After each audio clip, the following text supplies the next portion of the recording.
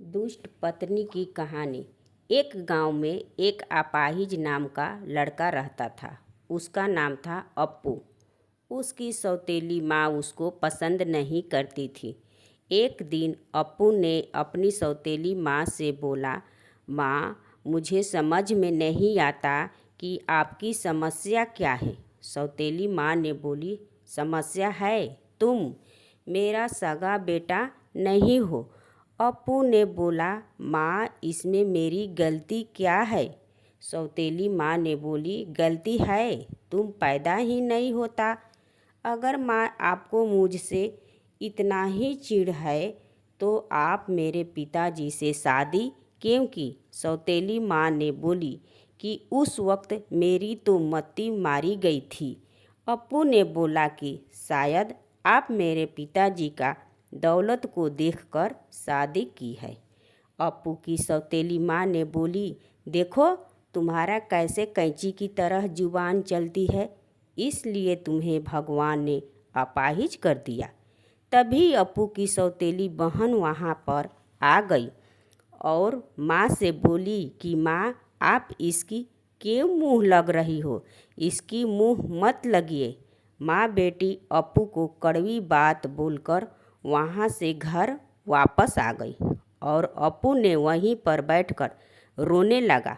रोते रोते अप्पू ने घर से बाहर आकर चबूतरे पर बैठकर खूब रोया। तभी वहाँ पर एक मुखिया आया। मुखिया ने बोला कि अप्पू क्यों रो रहे हो।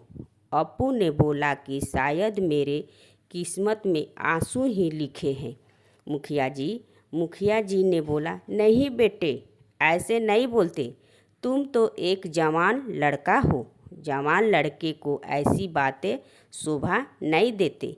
अप्पू ने मुखिया से बोला कि मुखिया जी, शायद आप ठीक से मुझे नहीं देखे हो, मैं जवान हूँ पर एक मैं अपाहिज लड़का हूँ। मुखिया ने समझाया अप्पू को कि अप्पू, कभी कभी लंगड़ा घोड़ा भी बाजार में ऊंचे दामों पर बिकता है, शायद तुम्हें इस बात का अंदाज़ा भी नहीं है। मुखिया ने बोला अप्पू से कि तुम अपनी सौतेली माँ और बहन से परेशान हो। अप्पू ने बोला, हाँ मुखिया जी, आप ठीक कहते हैं, मैं तो माँ और बहन से बहुत परेशान रहता हूँ।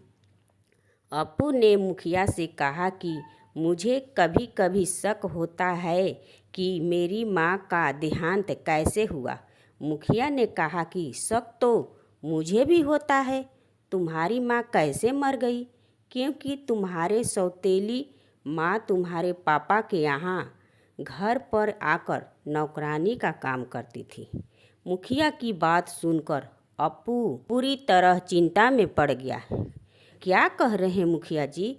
मुखिया जी ने बोला, शायद तुम्हें पूरी बात पता नहीं है।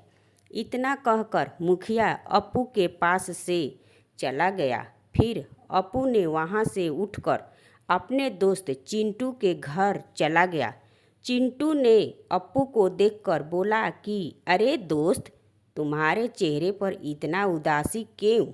अप्पू ने दोस्त से बोला कि तुम तो मेरे घर की बात सब कुछ जानते हो। चिंटू ने बोला कि हाँ, मैं जानता हूँ, तुम्हारे पिताजी के पास तो बहुत सारी दौलत है। अप्पू ने बोला कि सब कुछ दौलत से व्यक्ति खुश नहीं होता है दोस्त। चिंटू समझ गया। दोस्त, अपना दिल छोटा मत करो, 2 दिन बाद हम लोग शहर जाऊंगा और तुम भी मेरे साथ चलना। अप्पू बहुत खुश हुआ। अप्पू ने अपने घर कपड़े लेने वापस आ रहा था। तभी अप्पू के पिताजी ने अप्पू से सवाल किया कि अप्पू, कब तक तुम ऐसे आवारागर्दी करते रहोगे? चलो मेरे साथ काम में हाथ बटाओ। अप्पू ने बोला कि नहीं पिताजी। अप्पू की बात सुनकर सौतेली माँ वहाँ पर आ गई। पिताजी के मुंह की ओर देखकर रोकर बोलने की नाटक करने लगी कि देखिए, ये मेरे को माँ नहीं मानता है। पिताजी ने अप्पू से कहा कि अप्पू, ये तुम्हारी माँ है और पिंकी तुम्हारी बहन।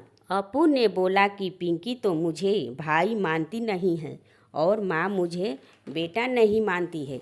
फिर अपू ने अपने कमरे में आकर बैठा तो उसी समय उसकी नज़र अपनी माँ के अलमारी पर पड़ी। फिर अपू खड़े होकर अलमारी के पास गया तो वहाँ पर एक चाबी और कार्ड अपू को दिखाई दिया। चाबी और कार्ड पर घर का पता लिखा हुआ था। अपू ने कार्ड और चाबी को लेकर अपने पॉकेट में रख लिया। फिर अपू ने अपने दोस्त चिंटू के पास गया। चिंटू और अपू दोनों चाबी और कार्ड को लेकर उसी पता पर गया जहाँ घर का पता था। वो जब वहाँ पर गया तो देखा कि एक बहुत सुंदर घर दिखा। बोला कि ये मेरी माँ का ही घर है। अपू वहाँ से वापस घर आकर अपने पिताजी से सवाल किया। पिताजी चौंक गए। बोले कि ये सवाल तुम्हारे मन में कैसे आया? फिर अपू के पिताजी ने अपू के बताया कि हाँ, बहुत सुंदर तुम्हारे माँ का घर है। अपू के पिताजी ने बताया कि हाँ, वहाँ पर बहुत सुंदर घर है, पर वो तुम्हारी माँ का ही घर है। वहाँ पर किसी को जाने की इजाज़त नहीं है, यहाँ तक कि मुझे भी नहीं। अपू समझ गया कि ज़रूर कोई बड़ी बात है। दोबारा फिर वहाँ गया तो देखा कि उसकी बहन और सौतेली माँ बातें कर रही थी कि अपू के माँ को जहर देकर हमने ही मारी थी। ये बातें अपू ने सुन लिया। फिर अपू ने पुलिस को बुलाया और माँ और बहन को गिरफ्तार करवा लिया।